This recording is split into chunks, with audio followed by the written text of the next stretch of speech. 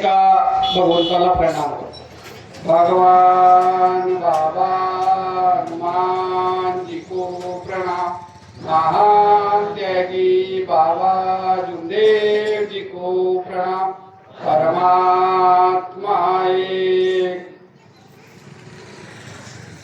परम पूज्य परमात्मा एक सेवक मंडळ वर्धावनगर नागपूर नागपूरच्या वतीने आणि महान त्यागी बाबा जुमदेवच्या आदेशाप्रमाणे आज सामूहिक एकतेचे चंद्र हवन कार्य उद्या शहापूर इथे संपन्न झाले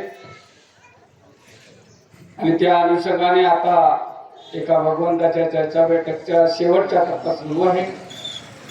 या बैठकमध्ये सृष्टी निर्माते जगाचे विधाते भगवान बाबा हनुमानजी उपस्थित आहेत। त्या भगवंताला माझा प्रणाम। तसेच आपले सर्वांचे सद्गुरू महान त्यागी बाबा जुमदेव उपस्थित आहेत। बाबांना माझा प्रणाम। आई वाराणसी या सुद्धा बैठकला उपस्थित आहेत। आईंना माझा प्रणाम। तसेच आजच्या या बैठकीच्या कार्यक्रमाचे उद्घाटक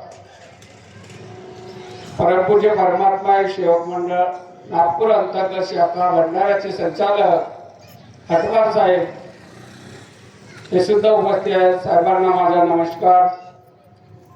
तसेच या गावचे मार्गदर्शक तसा नांदुरा परिषद दोन्ही गावचे एक मार्गदर्शक म्हणजे मुखिया बोंदे साहेब यांनाही माझा नमस्कार। आणि आमचे मार्गदर्शक मते साहेब आणि गोंदियाहून आलेले बोपचे साहेब आणि आपण सकाळपासून म्हणजे 12 वाजेपासून इथे बसून असलेले सर्व सेवक सेविका बालगोपाल या सर्वांना माझा नमस्कार। आपण आतापर्यंत खूप सुंदर सुंदर मार्गदर्शन या जनरल हवन करण्यानिमित्त बैठक झाली आहे तिथून आपण ऐकलेलं आहे आणि ते जे आपल्याला सुंदर अनुभव मिळालेला आहे नुसतं ऐकासाठी नाही तर ते आपल्याला आत्मसात करायचे आहे आपल्या परिवारामध्ये। कारण की आपण म्हणतो चर्चा बैठकला जायच्या हवनाला जायचं आणि तिथे मिळालेले अनुभव हे घेऊन यायचं आणि आपल्या परिवारामध्ये तुरस्कर बाईने सांगितले की चर्चात्मक विषय घडवून आणून आपण ते आपल्या परिवारात अनुकरण करायला पाहिजे। हे आपण करायला पाहिजे। आपण आज कुठे गेलो का गेलो काय मिळालं हे आपला विचार आपण इथून मिळालेले अनुभव काही बैठकीमध्ये काही दुसरीकडेही सांगत असतात आणि म्हणून आपण या बैठकीमध्ये येत असतो। या बैठकीत बाबांनी जे विचार मांडले त्याच्यावर सर्वांनी विचार मांडले। आपल्या बाबांनी जी तत्वशब्द नियमाची शिकवण दिली ती चाकोरी आपल्याला बनवून दिली त्या चाकोरीत आपल्याला नुसार आपल्याला चालायचे आहे। आपल्याला कुठेही त्याच्या विसर पडता कामा नये याचेही लक्ष आपल्याला ठेवणं गरजेचे आहे।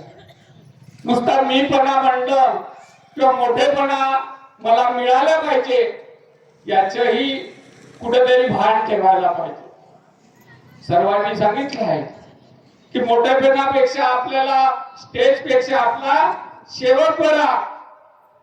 कारण की स्टेजवरचे माणसं आता तुमच्या जर सायंकाळचा प्रोग्राम असेल आम्हाला उठवून टाकतील। तुम्ही जर बसूनही राहिला तर तुम्हाला उठवून बरेच मार्गदर्शकांनी सांगितलं तर आहे या मार्गाचा सेवक बनणे ही फार मोलाची गोष्ट आहे। पहिले सेवक बना नंतर प्रभू बनण्यासाठी विचार करा। अरे आपण सेवकच बनलो नाही तर मुखिया बनून कुठून आपण आपले विचार पाहिजेत। आपले विचार कसे पाहिजे सेवक बनण्याचे। साहेब त्या दिवशी मी फक्त 1.5 तास उशीर आलो माहिती बोलण्याची काही जरूरत नव्हती। आज मी 1 तास अगोदर आला।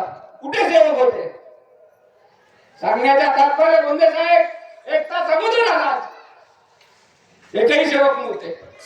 त्या दिवशी मला मंडळाने पत्र दिलं काय साहेब तुम्ही या शहापूरला जा.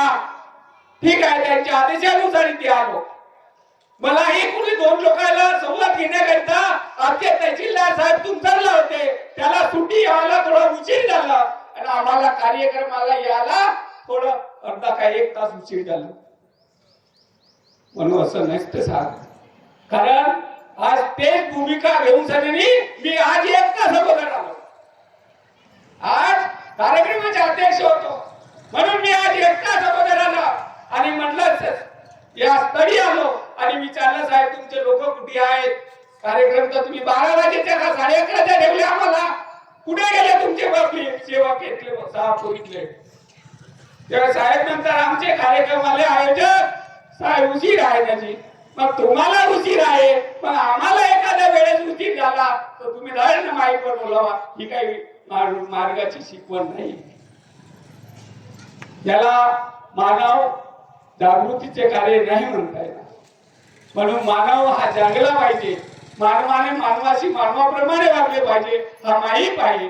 चार भोवताल आवाज आहे. एक मुंगी केवढी असते आपली पाहिले का? मुंगी केवढी असते? तिचं डोकं केवढं असेल? मुंगी केवढी आणि तिचं डोकं केवढं? तरी ते मुंगी आपली चालत चालत चालत तुमच्या साखरेच्या डब्बा कोणत्या कुठं आहे आणि काय हे मुंगी बराबर पत्ता लावतो. मुंगीला आवाज येतो का? कोणी ऐकला? कोणी सायंटिफिक वाला असेल तर मुंगी आवाज येतो का? सायन्स वाले कोणी येत नाही ते सायन्सचा प्रश्न सांगतो तुम्हाला. मुंगीला आवाज येतो? ऐकतो का मुंगी? ऐकलं बाहेर सायन्स वाले कोणी असतील ना, पण आमचे मास्टर लोकही कोणी ऐकत असतील. मग म्हणून सांगतो तुम्हाला लक्षात ठेवा, मुंगी ही बैरी असतो तरी पण ते आपल्या साखरेच्या डब्यात कोणत्या माळ्यावर आणि कोणत्या रॅक मध्ये कोणत्या खाण्यामध्ये आहे ते तरी पण आपली पता लावत असतो. आणि ती आपण बैरी म्हणून दिला. बैरी असतो पण तिच्या डोक्यावर आता म्हणते बैरी आहे ना, ती कशी समोर समोर जाते? म्हणाल का प्रश्न येईल ना की वैरागडे साहेब तर खूप होते बैरी म्हणत होते मुंगीला आणि तिला मग ते चालले कशी? तिला आवाज कसा येतो? तिच्या डोक्यावर कॅरेटो नावाचा एक पदार्थ अल्युमिनियम असतो, तो त्याच्यानुसार ती आपली हालचाल करत असते. सायन्स वाली मुलांना लक्षात ठेवा. म्हणून ते एवढूशी मुंगीला एवढूशा डोक्यामध्ये एवढी अक्कल असतो की आपला स्वतःचा भोजन कुठे आहे ते तुमच्या शोधण्याच्या आपल्याला ते एवढं मोठं डोकं दिलंय. आपल्याला एवढं मोठं डोकं दिलंय, मग त्याचा विचारही आपल्याला करणे गरजेचे. आज आपण पाहतो आम्ही खूप साऱ्या ठिकाणी जातो. आता अनुभव सांगायला गेला तर साहेबांनी 15 मिनिट, कारण की 4 वाजेच्या कार्यक्रम आहे. 4 वाजून 4 मिनिटांना माझे तो 5 मिनिटांनी माझ्या हातात नाही पेटलं, नांदुऱ्याचं सज्ज झालं. परंतु जास्त वेळ घेणार